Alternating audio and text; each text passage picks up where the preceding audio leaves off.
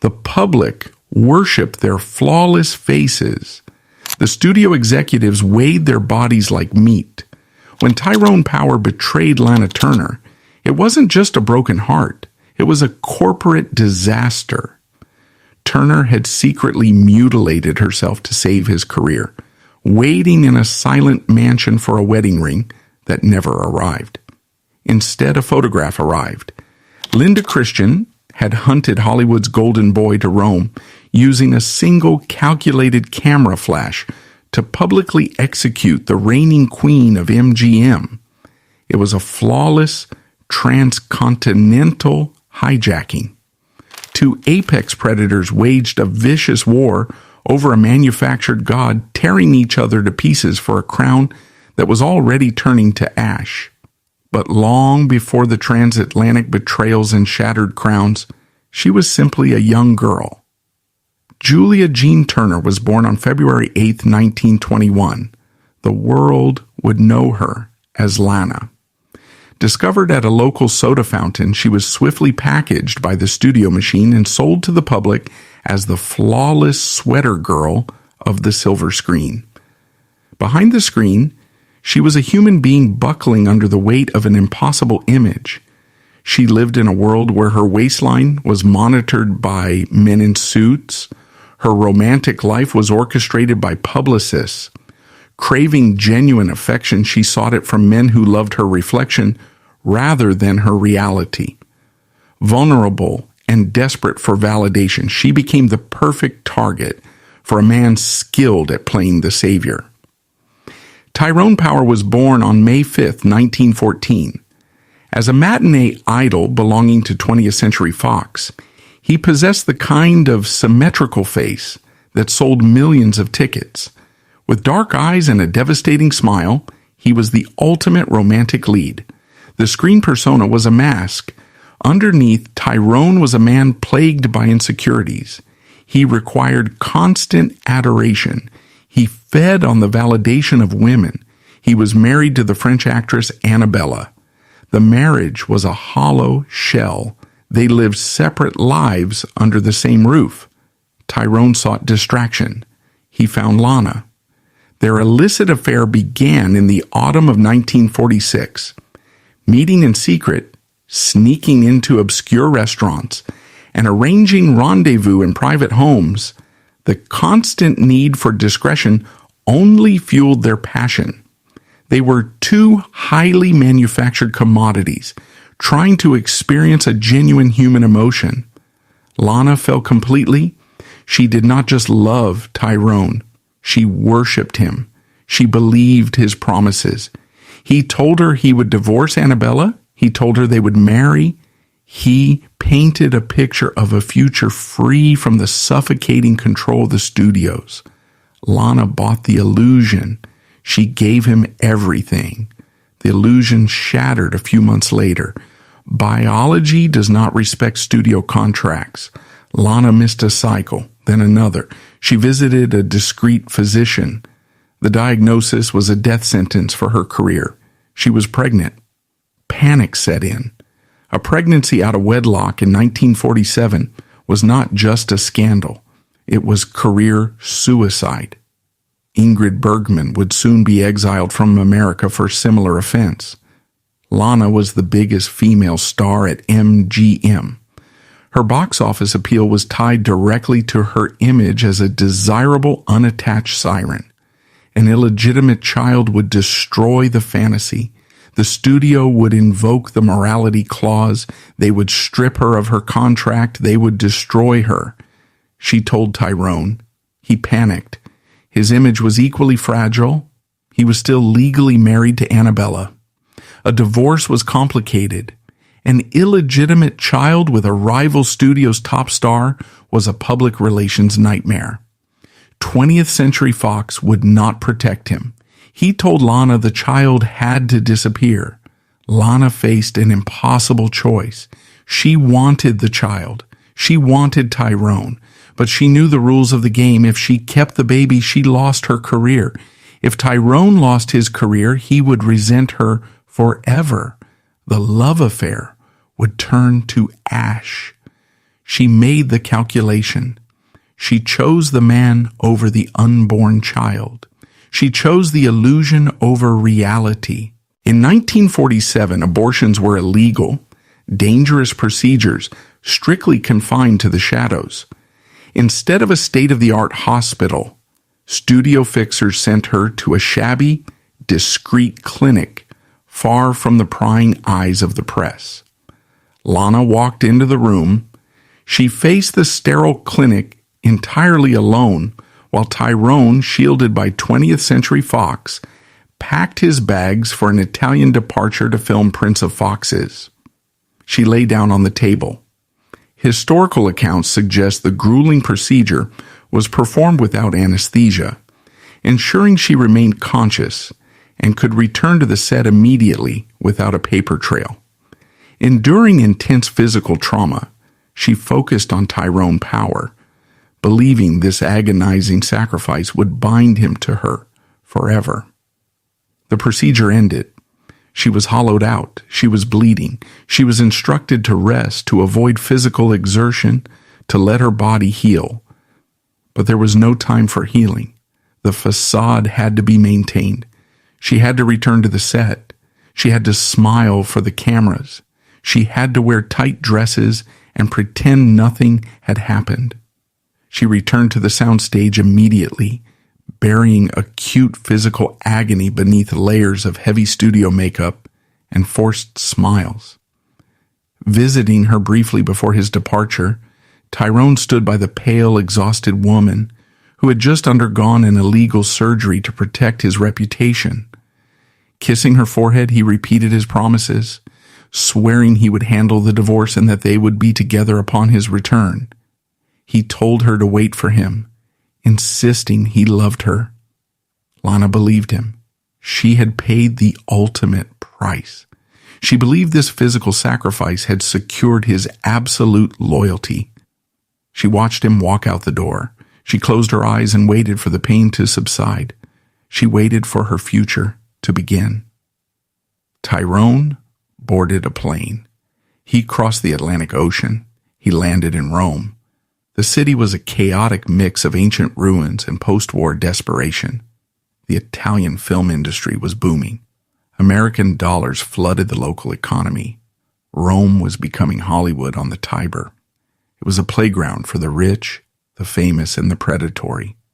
Checking into a luxury hotel to begin filming, Tyrone was immediately surrounded by sycophants and treated like a king. For a man who lived entirely in the present moment, the guilt regarding Lana faded quickly. The pain he had left behind in Los Angeles was an abstract concept. He was focused on the adulation. He was focused on the women, seeking only a distraction. He remained completely unaware that he was already the target of a transatlantic hunt. He did not know Linda Christian was booking a flight to Rome. Blanca Rosa Welter was born on November 13th, 1923, in Tampico, Mexico. The world would come to know her as Linda Christian. She was not a product of a studio soda fountain. She was a product of relentless global movement. Her father was a Dutch oil executive. Her mother was of Mexican and European descent. She grew up across South America, Europe, and the Middle East. She spoke 6 languages fluently. This nomadic existence stripped her of sentimentality. It taught her that survival required adaptability and ruthlessness. She observed power dynamics from a young age.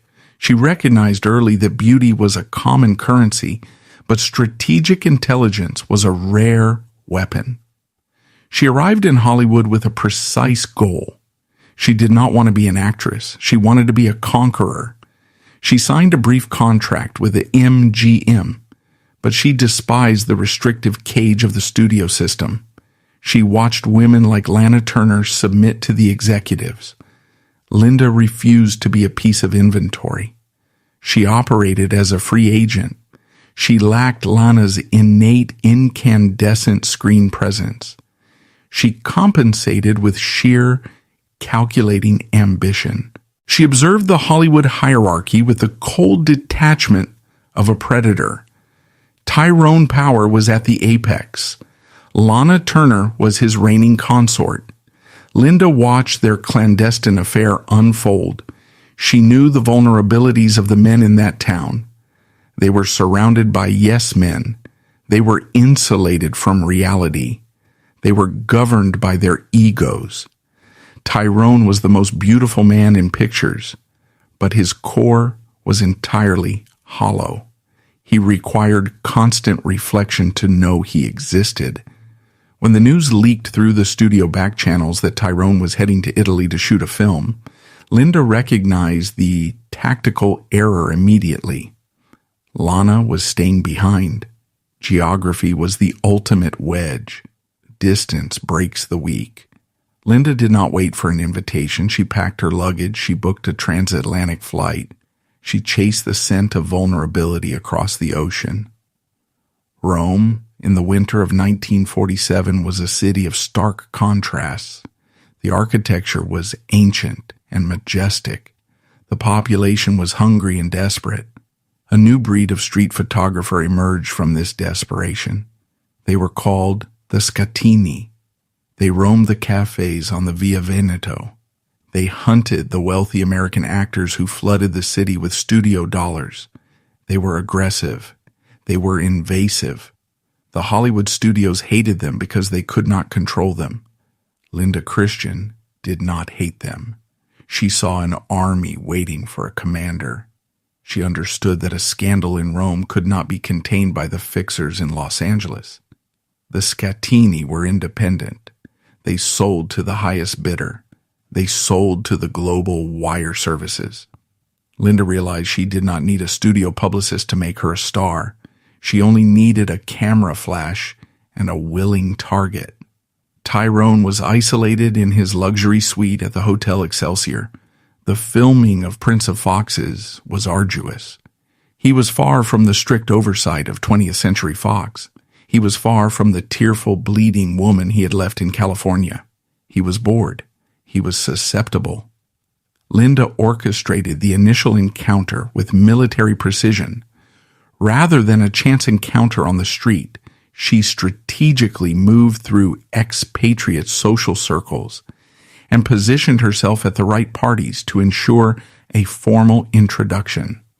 Speaking fluent Italian and French, she projected an aura of cosmopolitan sophistication that Hollywood studio-manufactured stars lacked. She offered him a frictionless escape from reality. Making no demands and carrying no heavy emotional baggage, she never asked about his wife or Lana. Tyrone was a man who avoided conflict at all costs. He had fled Los Angeles precisely to escape the messy reality of Lana's aborted pregnancy. He wanted everything to be easy. Linda made everything incredibly easy. By flattering his intellect and making herself constantly available, she seamlessly slipped from his hotel room straight into his life. He fell into her trap not out of overwhelming passion, but out of sheer convenience.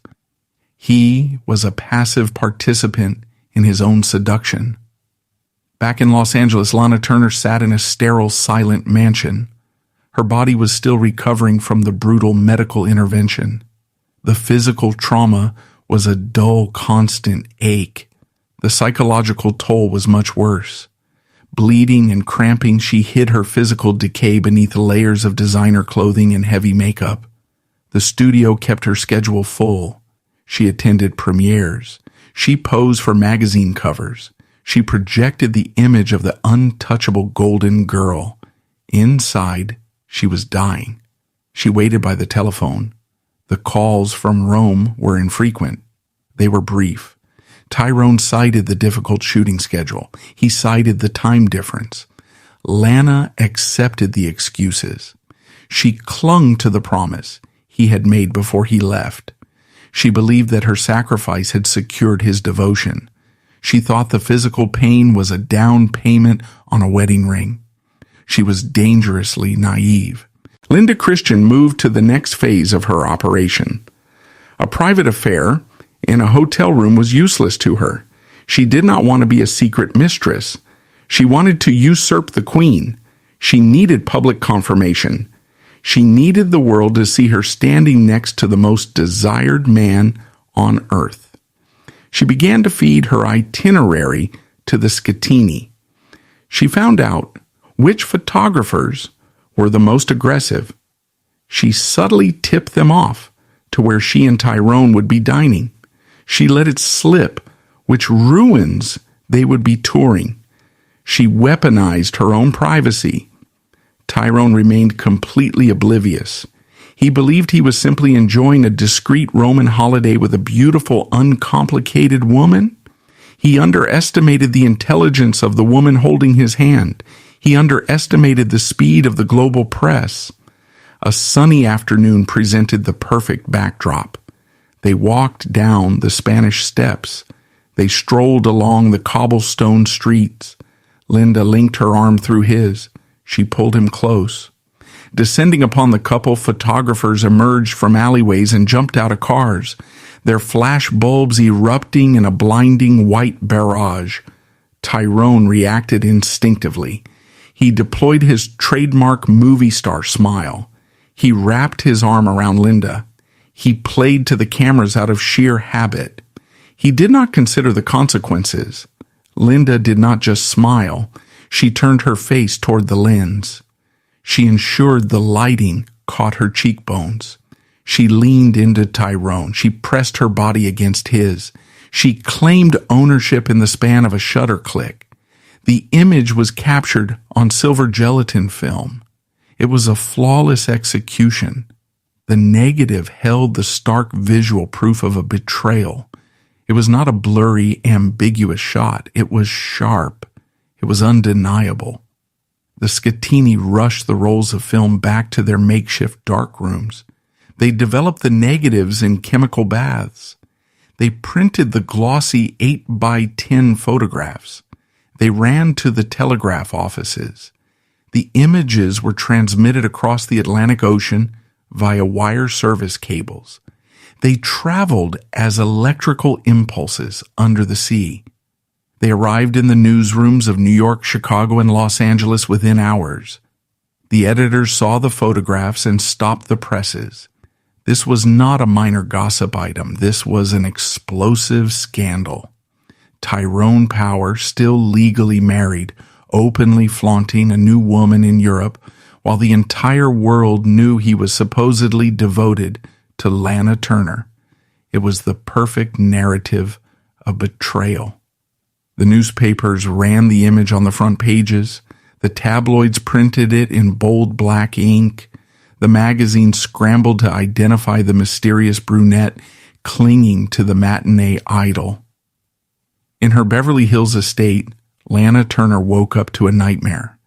The morning papers were delivered to her door. She unfolded the thick newsprint. The image struck her with the force of a physical blow. There was the man for whom she had mutilated her own body. He was grinning. He looked radiant. He looked completely unburdened. And pressed against him, looking directly into the camera with eyes full of triumphant malice, was Linda Christian. Lana did not cry immediately. The shock paralyzed her vocal cords. She stared at the black and white ink until it blurred. The cruelty of the juxtaposition was unbearable.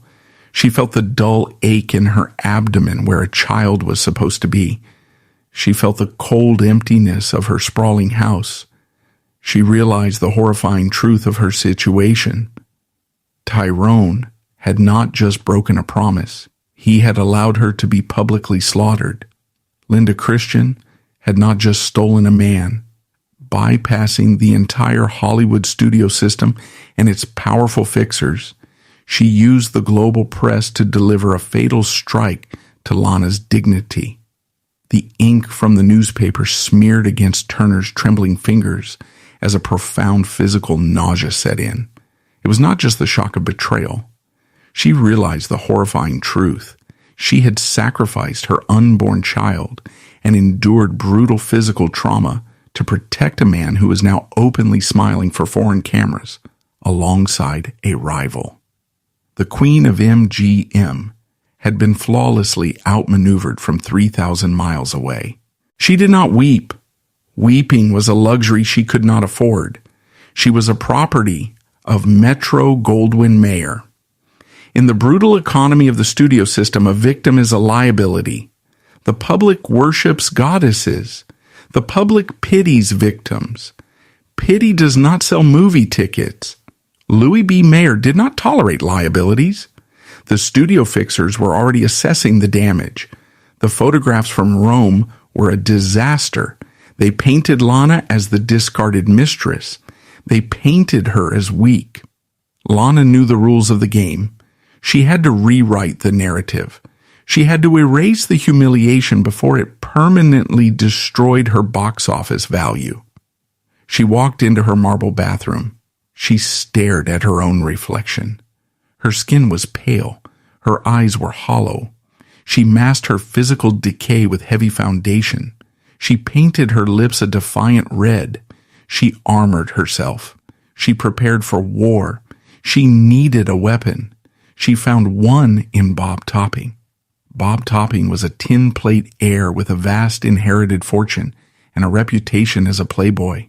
He possessed neither Tyrone Power's devastating looks nor Lana's heart, making him entirely disposable, but incredibly wealthy. He had been circling Lana for months.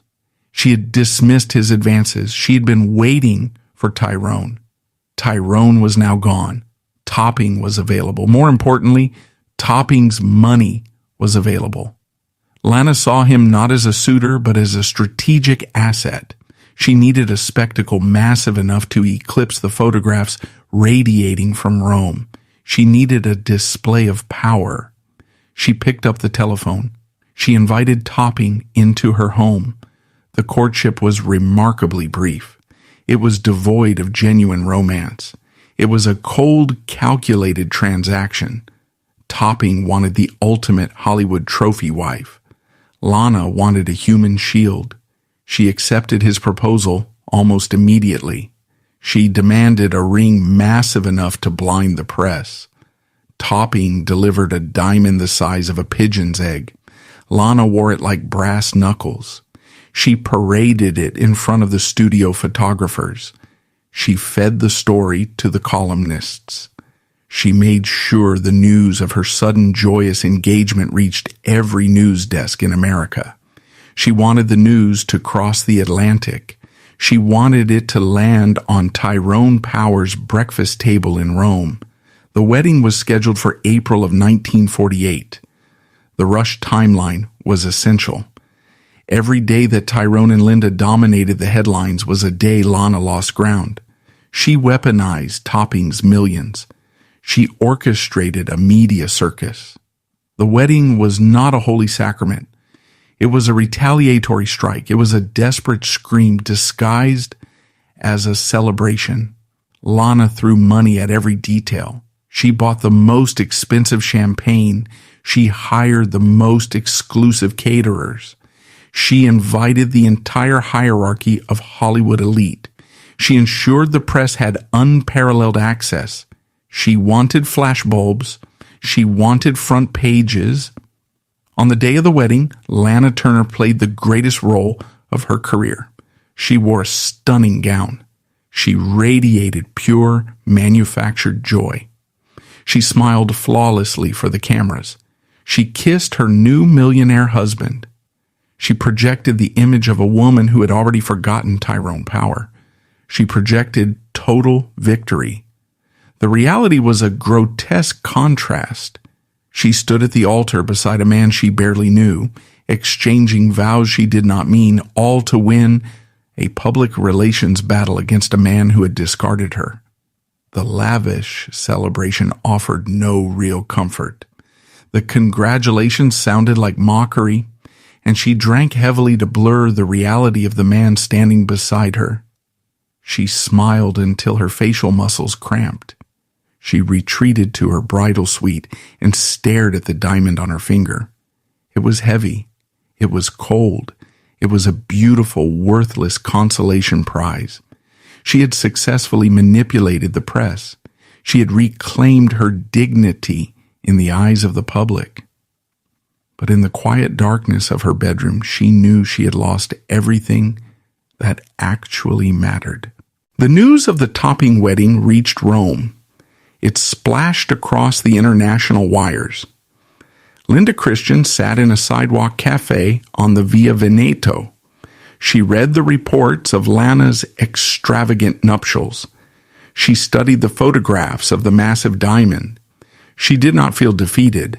She felt challenged. Linda possessed a predatory intelligence. She dissected Lana's move with surgical precision. She knew the topping marriage was not an act of love. It was an act of desperation. It was a defensive maneuver. Lana was bleeding, and the wedding was simply a very expensive bandage. Linda smiled over her espresso.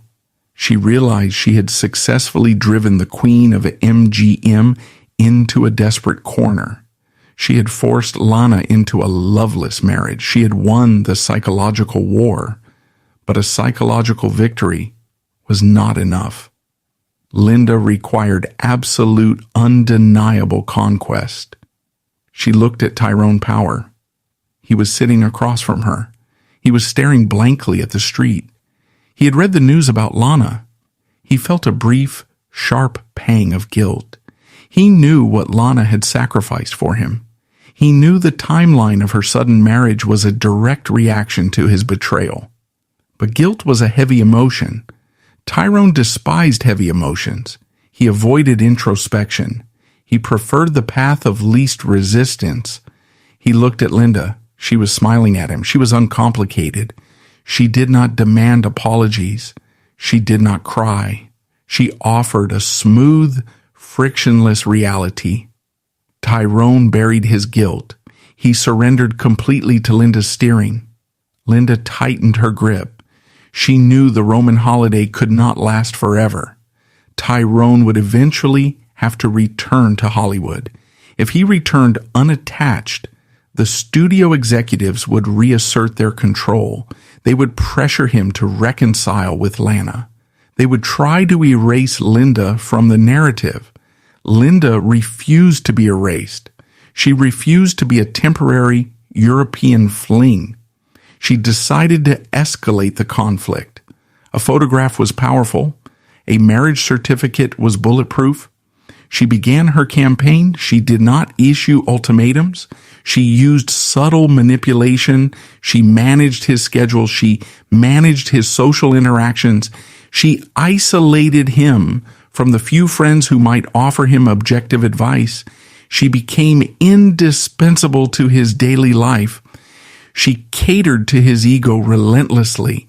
She convinced him that she was the only woman who truly understood the burden of his fame.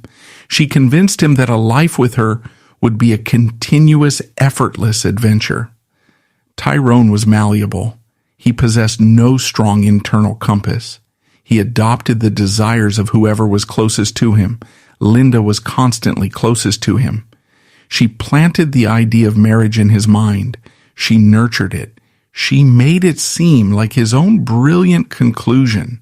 She reminded him of the freedom they enjoyed in Rome. She contrasted it with the oppressive studio control waiting for him in California. She offered herself as the permanent solution to his anxiety. The strategy required time.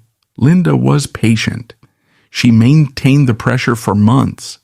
She kept the Scatini fed with a steady diet of romantic photographs.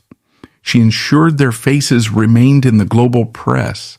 She built a narrative of an unstoppable, epic romance. She boxed Tyrone into a corner of public expectation. The world expected him to marry her. He eventually surrendered to the momentum she had created. In late 1948, Tyrone Power proposed to Linda Christian. It was the ultimate validation of her ruthless tactics. She had successfully hijacked the most valuable male asset in Hollywood. But an engagement was not a marriage. Linda knew the studio could still intervene. She knew Lana might launch another counterattack. She needed to finalize the acquisition rapidly. She needed a spectacle that would dwarf Lana's millionaire wedding. She needed a display of dominance so absolute it would permanently shatter any remaining resistance. She chose Rome as the battlefield. She chose a church instead of a courthouse. She decided to stage a royal wedding for a Hollywood king. Linda took total control of the preparations. She commissioned a wedding dress of unprecedented extravagance from the Fontana sisters, Italy's premier fashion designers. Demanding miles of silk and thousands of pearls, she ensured the gown would photograph perfectly from every angle, a garment that screamed victory. She manipulated the local authorities. She secured the Santa Francesca Romana Church. It was located directly next to the Colosseum. It was a site of ancient imperial power. It was the perfect backdrop for her triumph. She leaked the details to the press. She built the anticipation. She transformed a private ceremony into a global event. The Vatican grew concerned. The Catholic Church frowned upon the marriage of a divorced man. Tyrone's previous marriage to Annabella was a complication. Linda navigated the religious bureaucracy with the same cold efficiency she used on the paparazzi. She found loopholes. She secured the necessary permissions. She bulldozed every obstacle in her path. She was a force of nature driven by pure ambition. January 27th, 1949. The day of the wedding arrived. Rome descended into chaos. The streets surrounding the church were impassable. 10,000 people gathered to witness the spectacle. The Italian police struggled to control the mob. The crowd was a surging ocean of humanity. They climbed on statues. They climbed on cars. They screamed Tyrone's name. They screamed Linda's name. It was a hysteria unmatched in the history of the city. Emerging from her car, in the masterpiece of architectural silk by Fontana, Linda looked radiant and invincible. Trailing the gown like a conqueror's cape, she did not look like a blushing bride, but rather a general, surveying a captured territory as she walked up the church steps. The flashbulbs erupted in a blinding, continuous storm. The noise was deafening. She turned and waved to the crowd. She paused for the cameras. She ensured every photographer got the shot. She was delivering the final fatal blow to Lana Turner. Inside the church, the air was thick with incense and tension. Tyrone stood at the altar. He looked pale. He looked overwhelmed by the sheer scale of the machine Linda had built around him. He repeated the vows. He placed the ring on her finger. He bound himself legally and spiritually to a woman who had hunted him down and trapped him in a cage of his own vanity. The ceremony concluded. They walked out of the church. They stepped into the Roman sunlight. The crowd roared. Linda clung to Tyrone's arm. She tilted her head back and laughed. The photographers captured the moment perfectly. The images were transmitted across the globe. They landed on the newsstands in Los Angeles the next morning. Lana Turner saw the photographs. She saw the Fontana gown. She saw the 10,000 screaming fans. She saw the absolute crushing defeat of her own desperate retaliation. Her millionaire wedding to Bob Topping looked insignificant in comparison. Linda Christian had not just stolen her lover. Linda had stolen her spotlight. Linda had staged a wedding that made Lana look like a provincial amateur. Lana sat in her mansion. The walls felt like a prison. The diamond on her finger felt like a shackle. She had sacrificed her flesh. She had sacrificed her child. She had sacrificed her dignity. She had married a man she did not love. She had done everything the brutal Hollywood system demanded of her, and she had still lost. She had been outmaneuvered by a woman who refused to play by the rules. The golden age was a glittering lie. The studio system could not protect her from a predator who operated outside its jurisdiction. Linda Christian had won the war. She possessed the title. She possessed the man. She possessed the front pages. She packed her custom-made luggage. She boarded an ocean liner with her new husband. She sailed back to America. She intended to walk into Hollywood not as a marginal actress, but as a conquering queen. She intended to take her place at the absolute pinnacle of society. She believed she had secured her future. The ocean liner docked in New York Harbor. Linda Christian descended the gangway. She wore the tailored suit of a conqueror. She held the arm of Tyrone Power. The American press waited at the docks. They were hungry for the newlyweds. The flashbulbs fired in a relentless barrage. Linda did not flinch. She faced the cameras with the absolute certainty of a woman who had executed a flawless military campaign. She had defeated the studio system. She had humiliated the queen of Metro, Goldwyn Mayer. She had secured the most coveted male asset in the entertainment industry. She smiled her victory smile. Tyrone smiled his movie star smile. They stepped into a waiting limousine. The doors slammed shut.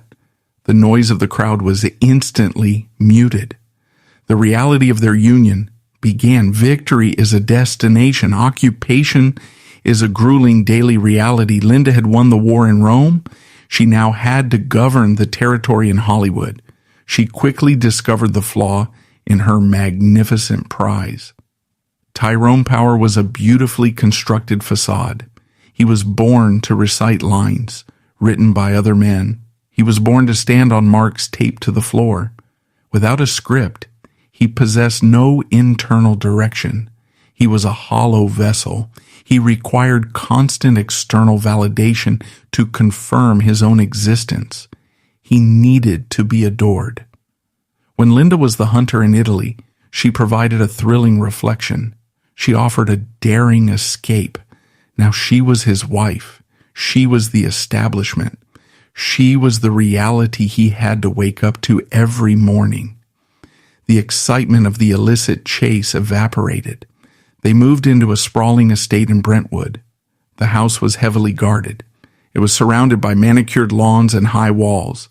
It was a luxurious fortress. Linda assumed the role of the Hollywood wife. She managed the staff. She organized the social calendar. She planned the dinner parties. She applied her ruthless efficiency to domestic life, but efficiency does not sustain a narcissist. Tyrone grew restless. The California sun baked the thrill out of their romance. He returned to the sound stages of 20th Century Fox. He stepped back into the machinery of the industry. He was immediately surrounded by women who looked at him the way Linda used to look at him. Linda recognized the danger instantly.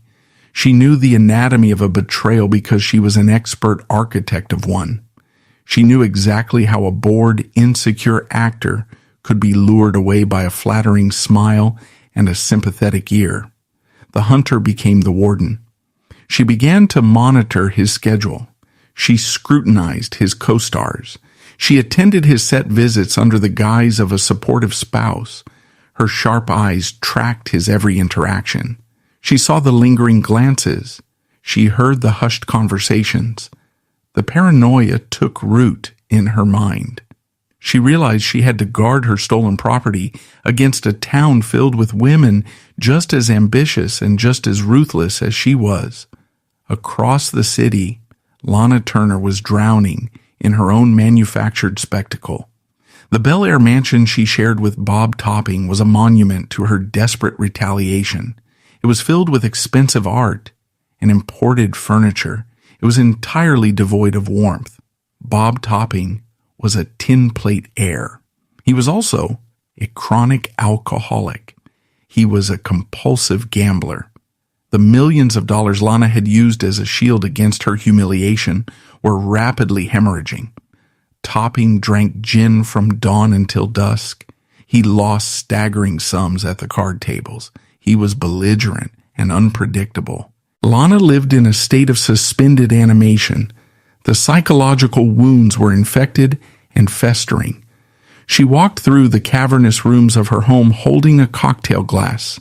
The ice clinked against the crystal. The sound echoed in the empty hallways. She looked at the massive diamond ring Topping had placed on her finger. It caught the California light and threw rainbows across the walls. It was a heavy, suffocating shackle. She had married a disaster to spite a traitor. She had traded her unborn child for a man who ultimately abandoned her, and then she traded her freedom for a man who was actively destroying her. The studio bosses at Metro-Goldwyn-Mayer did not care about her domestic misery. Louis B. Mayer demanded a return on his investment. Lana was ordered back to work.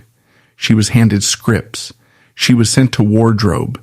She sat in the makeup chair at dawn. The artists covered the dark circles under her eyes. They painted her lips. They strapped her into restrictive corsets. She walked onto the soundstage and hit her marks. She delivered her lines with flawless, mechanical precision. She generated millions of dollars for the corporation. She was the ultimate professional. She smiled for the cameras while her husband drank away her fortune, and her ex-lover paraded his new wife across the pages of the trade magazines. The parallel lives of the two women were a study in Hollywood tragedy. They had both waged a brutal war. They had both claimed a victory. Linda got the matinee idol in the front pages. Lana saved her studio contract and secured a millionaire. Yet both women were trapped in private hells of their own making. They were surrounded by luxury and dying of thirst. The social circles of Hollywood were small and incestuous.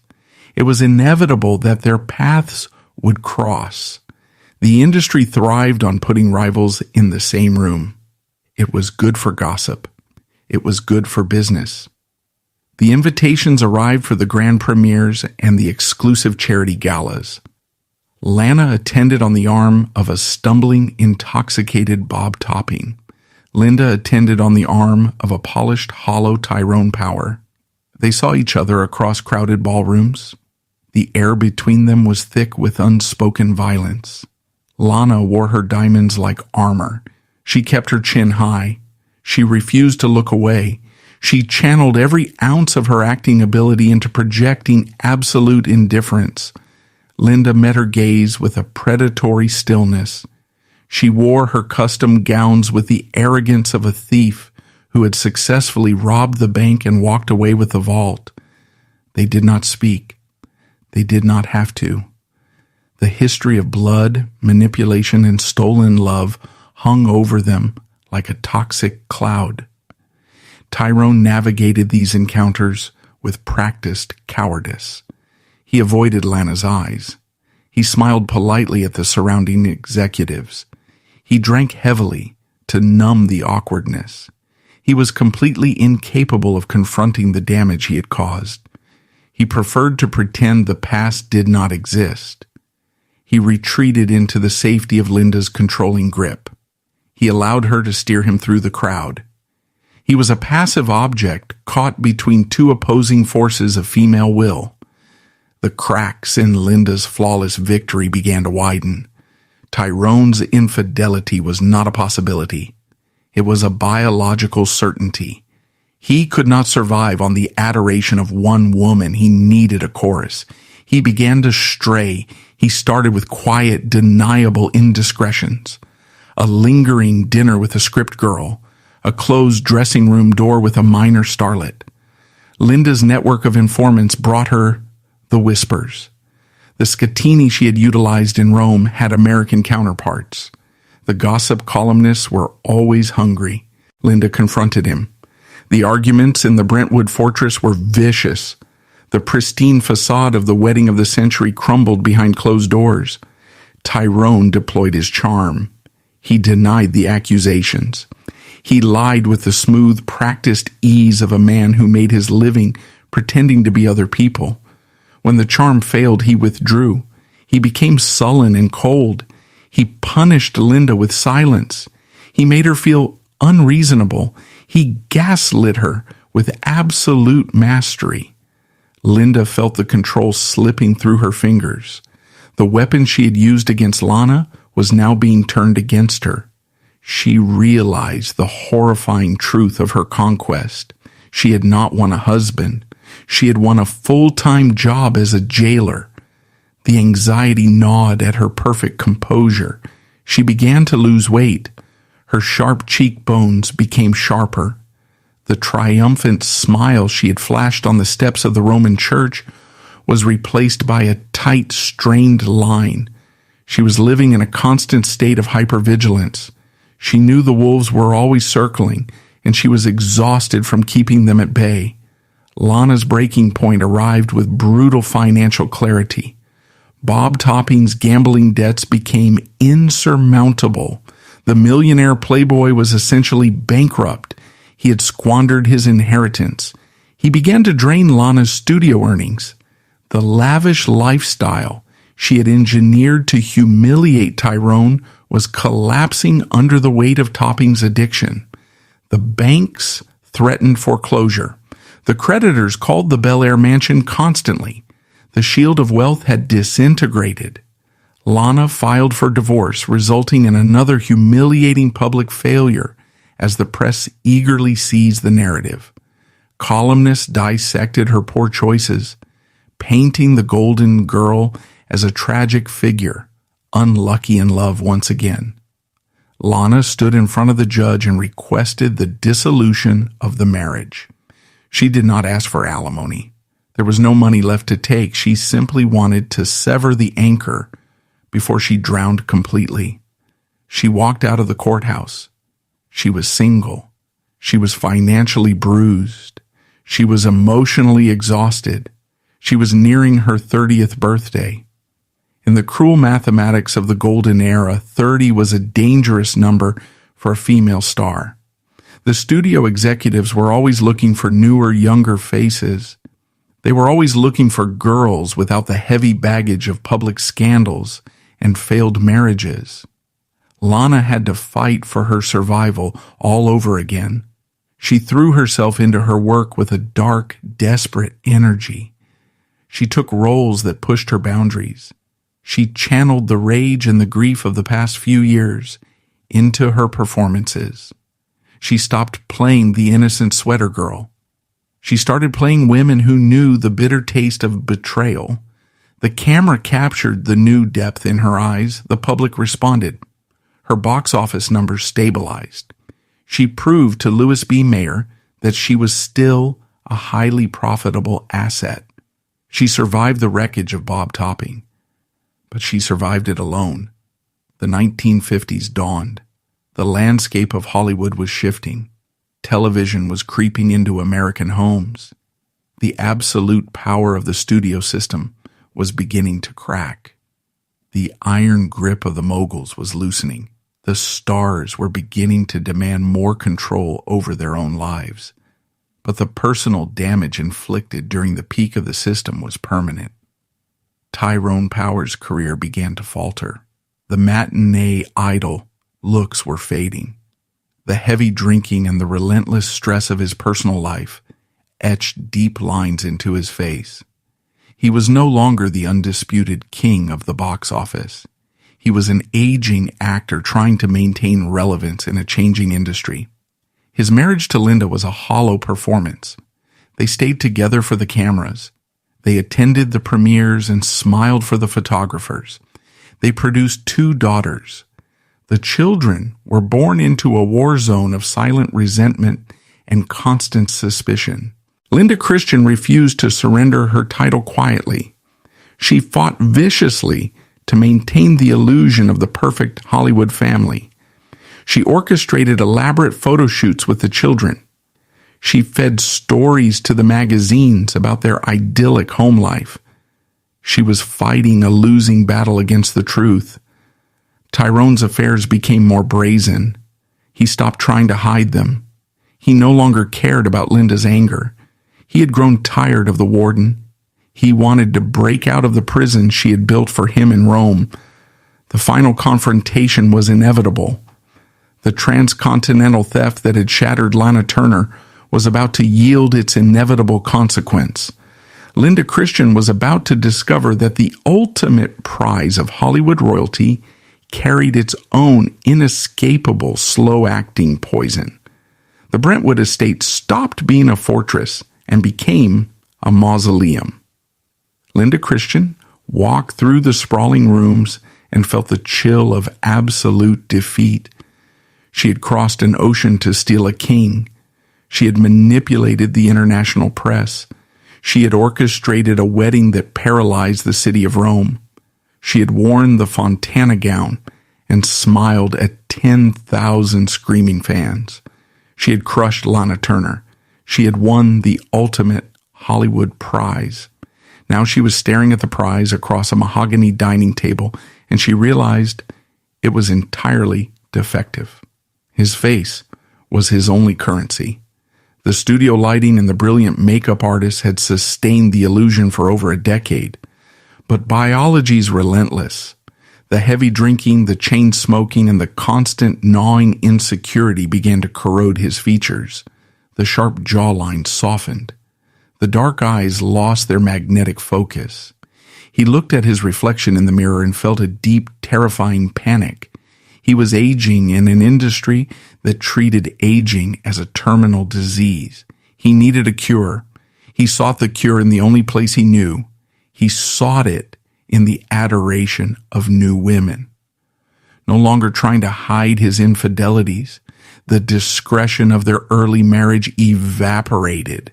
Flaunting his affairs by leaving hotel keys on his dresser and allowing the scent of cheap perfume to linger on his suits, he actively wanted Linda to know.